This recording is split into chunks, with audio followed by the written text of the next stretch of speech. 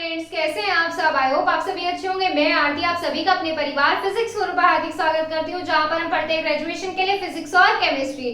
और आज की हमारी क्लास है बीएससी फर्स्ट ईयर के लिए, जिसमें हम पढ़ रहे हैं नई शिक्षा नीति के अनुसार हमारा जो सिलेबस है।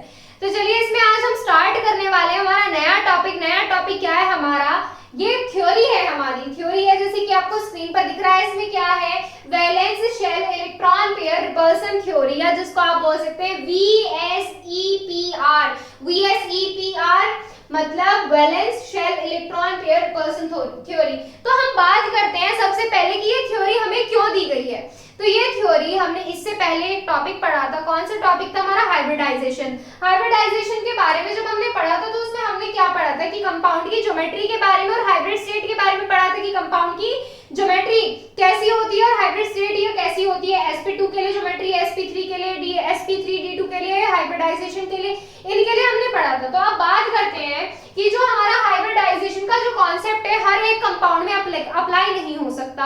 अब हर एक कंपाउंड में अप्लाई क्यों नहीं हो सकता, देखिए हम रीजन देखते हैं इसमें।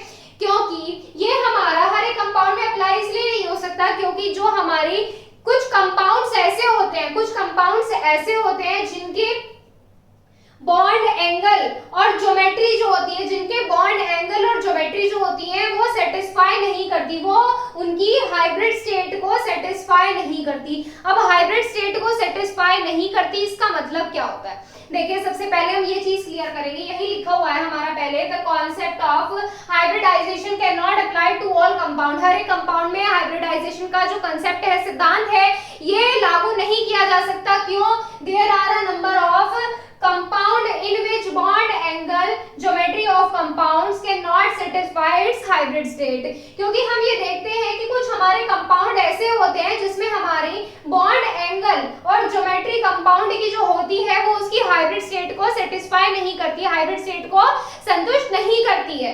और अब हम देखेंगे कि कैसे नहीं करती है। जैसे एग्जाम्पल लिखा हुआ है इसमें हमारा, एग्जाम्पल देखिए, एग्जाम्पल में क्या दिया है, CH4 NH3 H2O।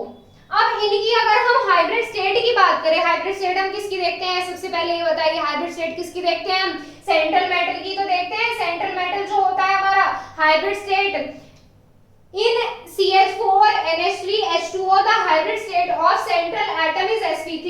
इन तीनों की हाइब्रिड स्टेट sp3 आती है। नहीं यकीन आता तो निकाल के देख लीजिए आप।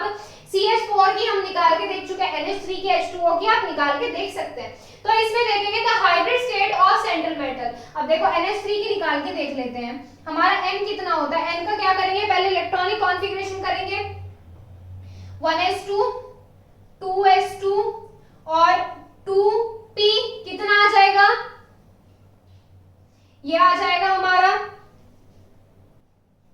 इसकी हाइब्रिड स्टेट देखेंगे तो इसमें क्या देखेंगे, हाइब्रिड स्टेट क्या आ जाती है, इसकी sp3 आ जाती है। ऐसे ही जब H2O की देखेंगे, H2O की भी हमारी क्या आ जाएगी, हाइब्रिड स्टेट sp3। लेकिन इनकी जो ज्योमेट्री होती है, ज्योमेट्री और बॉन्ड एंगल वो डिफरेंट है। डिफरेंट कैसे, जैसे हमारा CH4 होता है, CH4 की ज्योमेट्री जो होती है वो टेट्राहेड्रल होती है, निकाल के देख चुके हैं हम।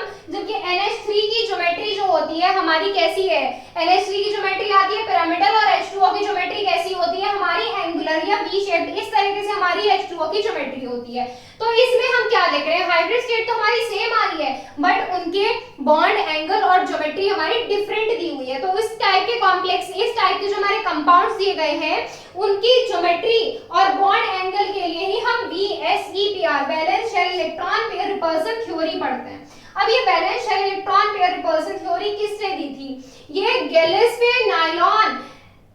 नायवॉल नाम के साइंटिस्ट ने दिया था। ये कॉन्सेप्ट दिया था किसके लिए, valence shell electron pair repulsion theory दी थी किसके लिए, एक्सप्लेन करने के लिए, किसकी, हमारे जो कंपाउंड्स दिए गए कंपाउंड्स के बॉन्ड एंगल और ज्योमेट्री के लिए, जो बॉन्ड एंगल और ज्योमेट्री कंपाउंड की एक्सप्लेन करने के लिए हमारे साइंटिस्ट ने ये कॉन्सेप्ट दिया था, valence shell electron pair repulsion theory. और उसके लिए कुछ रूल्स हैं, कुछ रूल्स या फैक्ट्स कह दीजिए, ये हमारे कुछ फैक्ट पे बेस है, फैक्ट्स इसमें हम पढ़ने वाले हैं हम।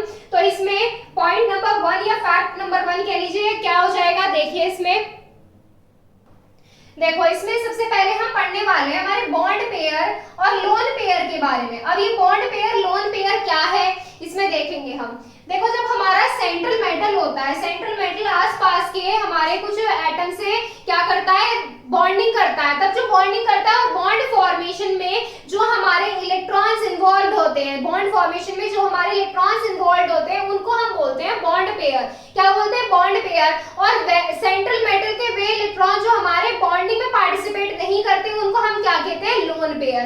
तो इसमें फर्स्ट पॉइंट ये हो जाएगा, सेंट्रल मेटल, सेंटर पर जो मेटल होता है, central metal of compound will form, central metal of compound, central metal of compound will form bond with surrounded atoms, will form bond with surrounded atoms।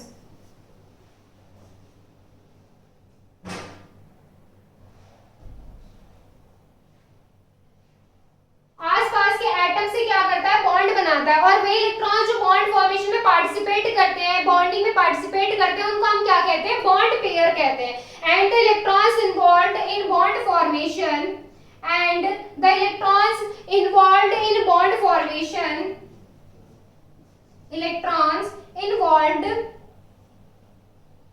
in bond formation,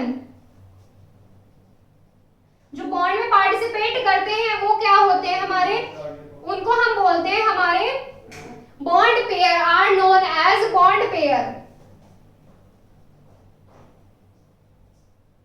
are known as bond pair. या short में कैसे आप represent कर सकते हैं इसको, BP, blood pressure नहीं, BP bond pair.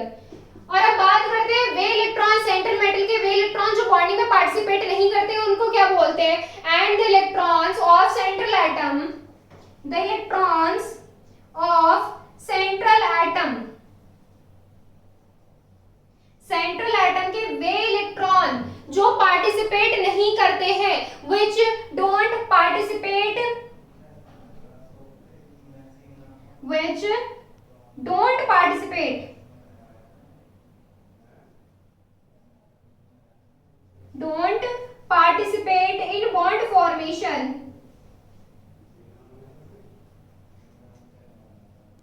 जो बॉन्ड फॉर्मेशन में पार्टिसिपेट नहीं करते उनको क्या बोलते हैं, उनको हम बोलते हैं lone pair, are known as, are known as lone pair. क्या बोलते हैं उनको, लोन पेयर। शॉर्ट में कैसे आ जाएगा उसको, एलपी।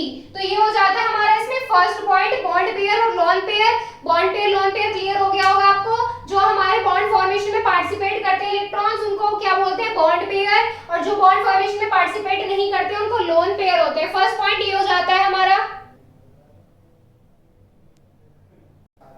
देखो इसमें नेक्स्ट पॉइंट क्या हो जाता है हमारा, फर्स्ट पॉइंट में हमने क्या देखा, हमारा बॉन्ड पेयर और लोन पेयर जो हमारे क्या होते हैं, इलेक्ट्रॉन्स की वजह से हमने फाइंड किया कि बॉन्ड पेयर क्या होता है और लोन पेयर क्या होता है। अब देखो इसमें इलेक्ट्रॉन्स है, इलेक्ट्रॉन्स क्या है, तो इसमें रिपल्सन भी होगा। दीज इलेक्ट्रॉन पेयर, ये जो हमारे इलेक्ट्रॉन पेयर्स होते हैं, विल रिपेल ईच अदर, एक दूसरे को क्या करेंगे, रिपेल भी करेंगे। रिपेल मतलब प्रतिकर्षित भी करेंगे, due to presence of similar charge, similar charge होने की वजह से इनमें क्या होगा, प्रतिकर्षण, रिपल्सन फोर्स भी होगा, बट इन ऑर्डर ऑफ। पर रिपल्सन फोर्स का ऑर्डर क्या होगा, देखो रिपल्सन फोर्स का ऑर्डर, लोन पेयर में ज्यादा रिपल्सन होगा, फिर लोन पेयर बॉन्ड पेयर में रिपल्सन होगा, फिर सबसे कम रिपल्सन होगा बॉन्ड पेयर में। अब लोन पेयर में हमारा सबसे ज्यादा रिपल्सन क्यों होगा, लोन पेयर जो होते हैं हमारा, इसमें लोन पेयर कब आता है, जब हमारे इलेक्ट्रॉन्स कोई भी बॉन्ड नहीं बनाते हैं,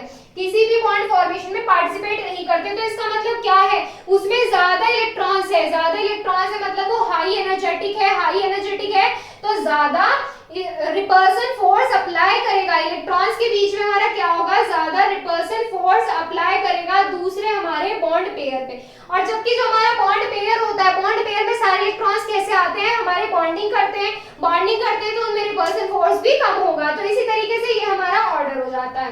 थर्ड पॉइंट पर आते हैं, बॉन्ड पेयर लोन पेयर के बारे में बात करते हैं। अगर जो हमारा सेंट्रल मेटल होता है, सेंट्रल मेटल पर सारे इलेक्ट्रॉन्स कैसे होते हैं, ध्यान से देखना, सारे इलेक्ट्रॉन्स बॉन्ड पेयर में होते हैं। सारे इलेक्ट्रॉन्स कैसे होते हैं, बॉन्ड पेयर, मतलब बॉन्ड फॉर्मेशन में पार्टिसिपेट करते हैं। तब क्या होता है, then a weak repulsion force exist between electrons, तब इलेक्ट्रॉन्स के बीच में एक वीक रिपल्सन फोर्स वर्क करता है। और वो वीक रिपल्सन फोर्स, जब उसमें रिपल्सन फोर्स कम होता है तो उसकी ज्योमेट्री और बॉन्ड एंगल चेंज नहीं होती है। तब हमारे कंपाउंड की ज्योमेट्री और बॉन्ड एंगल चेंज नहीं होती है, क्योंकि उसके बीच में रिपल्सन फोर्स वर्क नहीं करता है। तो ऐसे कंपाउंड्स की ज्योमेट्री को हम क्या बोलते हैं, रेगुलर ज्योमेट्री, रेगुलर या रेगुलर ज्योमेट्री बोलते हैं ऐसे कंपाउंड्स के। तो geometry of such compounds are known as, क्या बोलते हैं उसको, रेगुलर ज्योमेट्री। अब बात करते हैं अगर सेंट्रल मेटल पर हमारे कैसे हो, लोन पेयर प्रेजेंट हो, क्या हो, लोन पेयर प्रेजेंट हो, तो इसमें आ जाएगा if central metal has lone pair, तब उसमें अगर सेंट्रल मेटल पर क्या आ जाए, हमारा लोन पेयर आ जाए, तब क्या होगा, then a repulsion force exists between electrons, और repulsion force कैसा होगा हमारा, strong होगा, strong repulsion force exists between the electrons and it can change the bond angle and geometry of compound, और वो कंपाउंड की बॉन्ड एंगल और geometry को क्या कर देगा, चेंज कर देगा। और ज्योमेट्री ऑफ सच कंपाउंड, ऐसे कंपाउंड की ज्योमेट्री हमारी क्या कहलाती है, इररेगुलर या डिस्टॉर्टेड ज्योमेट्री, क्या कहलाती है, इररेगुलर और डिस्टॉर्टेड ज्योमेट्री, क्या कहलाती है, इररेगुलर और डिस्टॉर्टेड ज्योमेट्री कहलाती है ऐसे कंपाउंड की। तो ये हमारे हो जाते हैं, फोर्थ पॉइंट भी हो जाता है यहाँ से हमारा। थर्ड पॉइंट क्या था हमारा, कि हमारा अगर सारे इलेक्ट्रॉन्स बॉन्ड पेयर की फॉर्म में होते हैं तब उसमें क्या होता है, एक वीक रिपल्सन फोर्स वर्क करता है, तो उसकी बॉन्ड एंगल और ज्योमेट्री में चेंज नहीं होता है। और ऐसे कंपाउंड्स को क्या बोलते हैं हम, रेगुलर कंपाउंड्स बोलते हैं। उन कंपाउंड्स की ज्योमेट्री कैसी होती है, रेगुलर होती है, और जिनमें हमारे इलेक्ट्रॉन्स कैसे होते हैं, लोन पेयर में प्रेजेंट होते हैं, तो उसमें एक रिपल्सन फोर्स वर्क करता है जिसकी वजह से उसके बॉन्ड एंगल और ज्योमेट्री कंपाउंड की चेंज हो जाती है। और ऐसे कंपाउंड्स की ज्योमेट्री क्या होती है हमारी, इररेगुलर और डिस्टॉर्टेड ज्योमेट्री आप बोल सकते हैं। नोट कीजिए इन चारों पॉइंट्स को। देखो इसमें नेक्स्ट पॉइंट, फिफ्थ पॉइंट क्या हो जाता है हमारा इस थ्योरी में, फिफ्थ पॉइंट ये हो जाता है the central atom has more than one lone pair. अब हमने बात की थी अगर लोन पेयर प्रेजेंट होता है हमारा, तो हमारे इलेक्ट्रॉन्स के बीच में रिपल्सन होता है और कंपाउंड की ज्योमेट्री कैसी हो जाती है, डिस्टॉर्टेड हो जाती है, कंपाउंड की ज्योमेट्री बिगड़ जाती है। If central atom has more than one lone pair, अगर एक से ज्यादा लोन पेयर प्रेजेंट हो सेंट्रल मेटल पर, then lone pair should be arranged. तब लोन पेयर किस तरह से रखने हैं, हमारे लोन पेयर रखने का तरीका कुछ ऐसे होना चाहिए कि वो एक दूसरे पर बहुत ज्यादा कम रिपल्सन फोर्स लगाए। जैसे ये हमारा सेंट्रल मेटल है, इस पर कितने हैं, 2 लोन पेयर्स प्रेजेंट है, तो हमें दोनों लोन पेयर कुछ इस तरीके से रखने हैं कि ये एक दूसरे पर बहुत कम रिपल्सन लगाए। और कम रिपल्सन लगाने का मतलब क्या होता है यहाँ से, कि वो एक दूसरे से इस डिस्टेंस पर होनी चाहिए कि जहां पर वो कम रिपल्सन लगाए। तो यहाँ से क्या हो गया, it means that lone pair should be arranged at maximum distance from each other. एक दूसरे से जितनी ज्यादा दूरी आप अरेंज कर सकते हैं, इतनी ज्यादा दूरी पर इसमें हमारे लोन पेयर रखे जाएंगे। नेक्स्ट पॉइंट क्या हो जाता है हमारा, नेक्स्ट पॉइंट आता है, देखिए, as the number of lone pair increase the distortion in geometry and bond angle also increase। अब बात आती है कि हमारे अगर लोन पेयर इंक्रीज हो जाते हैं, जितने ज्यादा हमारे लोन पेयर होंगे, मतलब इलेक्ट्रॉन्स बॉन्डिंग नहीं करेंगे, तो इसका मतलब क्या हुआ, उतने ही ज्योमेट्री और बॉन्ड एंगल में डिस्टॉर्शन आएगा, ज्योमेट्री और बॉन्ड एंगल उतने ही उस कंपाउंड की बिगड़ देंगी।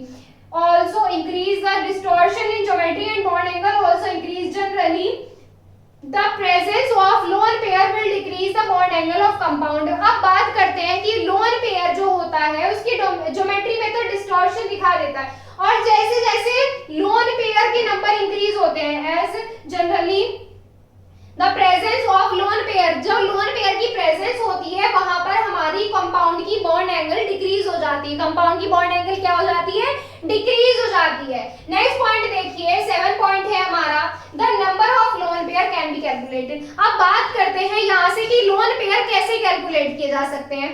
लोन पेयर कैलकुलेट करने का हमारे ये फॉर्मूला है, lone pair is equal to hybrid orbitals minus surrounded atoms. जब इसमें एग्जांपल करेंगे हम valence shell electron pair repulsion theory के लिए जब एग्जांपल करेंगे तो इसमें क्लियर हो जाएगा कि लोन पेयर कैसे फाइंड करते हैं। उसमें हमें हाइब्रिड ऑर्बिटल्स निकालने हैं कि हाइब्रिड ऑर्बिटल्स कितने हैं और वहां से माइनस करना है सराउंडेड एटम, और हाइब्रिड ऑर्बिटल्स कैसे निकालते हैं ये भी हम इसमें देखेंगे। तो ये है हमारे 7 पॉइंट। इसमें एक पॉइंट और बचता है, पहले इसका स्क्रीनशॉट लीजिए, वो पॉइंट हम डिस्कस करेंगे अब। तो इसमें नेक्स्ट पॉइंट क्या हो जाता है, 8 है हमारा इसमें point, if the hybrid state, अगर हमारे कंपाउंड है, कंपाउंड की हाइब्रिड स्टेट और नंबर ऑफ लोन पेयर क्या हो जाए, सेंट्रल मेटल पर सिमिलर हो जाए। मतलब हमें क्या दे दिया, दो कंपाउंड्स दे दिए और उसपे हमारी हाइब्रिड स्टेट और नंबर ऑफ लोन पेयर भी हमारे सिमिलर आ रही है, तब क्या होगा, then bond angle depends directly on the electronegativity. तब उसकी जो बॉन्ड एंगल होगा, बॉन्ड एंगल जो होगा उसकी इलेक्ट्रोनेगेटिविटी पर डायरेक्टली डिपेंड करेगा। अब इलेक्ट्रोनेगेटिविटी पर कैसे डिपेंड करेगा बॉन्ड एंगल, देखिए इसमें, as the electronegativity of central atom decreases, अगर हमारे सेंट्रल एटम की इलेक्ट्रोनेगेटिविटी क्या होती है, डिक्रीज होती है, तब हमारा जो बॉन्ड एंगल होता है कंपाउंड की वो भी डिक्रीज हो जाती है। लो इलेक्ट्रोनेगेटिविटी वाले जैसे क्या हो रही है, बॉन्ड इलेक्ट्रोनेगेटिविटी डिक्रीज हो रही है तो हमारे बॉन्ड एंगल भी डिक्रीज हो रही है। क्यों होती है ऐसा, देखो हाई इलेक्ट्रोनेगेटिव एटम जो होता है, जो हमारा सेंट्रल एटम अगर हाई इलेक्ट्रोनेगेटिव होता है, हाई इलेक्ट्रोनेगेटिविटी का मतलब क्या है, ये हमारा लोन पेयर को ज्यादा स्ट्रांगली अट्रैक्ट करता है। हाई इलेक्ट्रोनेगेटिविटी वाला क्या करता है, लोन पेयर को अट्रैक्ट करता है। लोन पेयर क्या कर लेगा, अट्रैक्ट कर लेगा। So the magnitude of repulsion force will be low।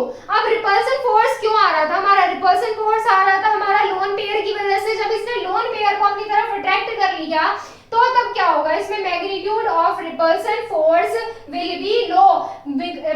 Repulsion force का मैग्नीट्यूड क्या हो जाएगा, कम हो जाएगा। But as the electronegativity decreases, पर जैसे हमारी इलेक्ट्रोनेगेटिव डिक्रीज होती है, पहले क्या था हाई इलेक्ट्रोनेगेटिविटी की बात हो रही थी, यहाँ ध्यान से देखना, इसमें क्या कर रहे हैं, इलेक्ट्रोनेगेटिविटी यहाँ पे डिक्रीज कर रहे हैं हम।